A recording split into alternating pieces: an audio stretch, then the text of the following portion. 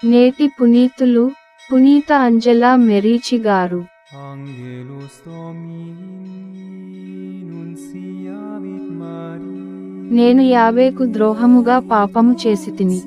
శనివారం జనవరి 27, 2024. మొదటి పఠనం సామ్యూల్ రెండవ గ్రంథము 12వ అధ్యాయం 1 నుండి 7 మరియు 10 నుండి 17 వచనాలు.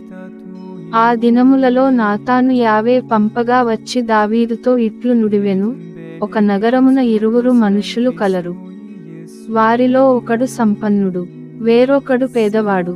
సంపన్నునకు గొర్రెల మందలు, గొడ్ల మందలు సమృద్ధిగా గలవు. పేదవానికి ఒక చిన్న గొర్రె కొదమ మాత్రము కలదు. అతడే దానిని కొనితెచ్చి పెంచెను. అది అతని బిడ్డలతో పాటు పెరుగుచు వచ్చెను. ఆ గొర్రెపిల్ల యజమానుని కంచమున తినుచు పాత్రమున త్రాగుచు అతని రొమ్ము మీద పరుండెడిది. అతనికి కూతురు వలె ఉండెడిది. ఇటుండగా ఒకనాడు సంపన్నుని ఇంటికి అతిథి వచ్చెను.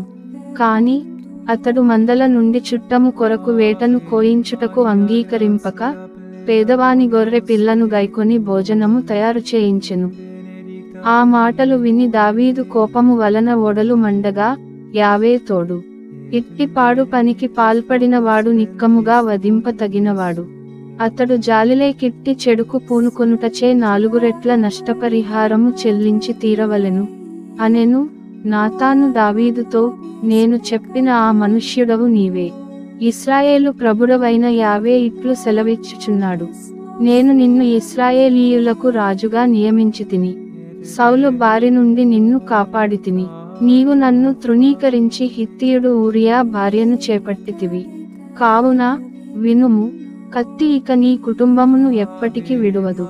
నీ కుటుంబము వారి నుండియే నీకు కీడుమూడునట్లు చేసెదను.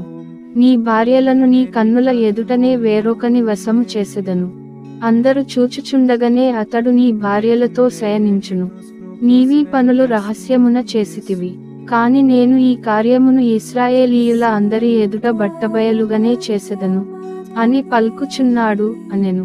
దావీదు నాతానుతో, నేను యావేకు ద్రోహముగా పాపము చేసితిని అనెను. నాతాను, ప్రభువు నీ పాపమును క్షమించెను.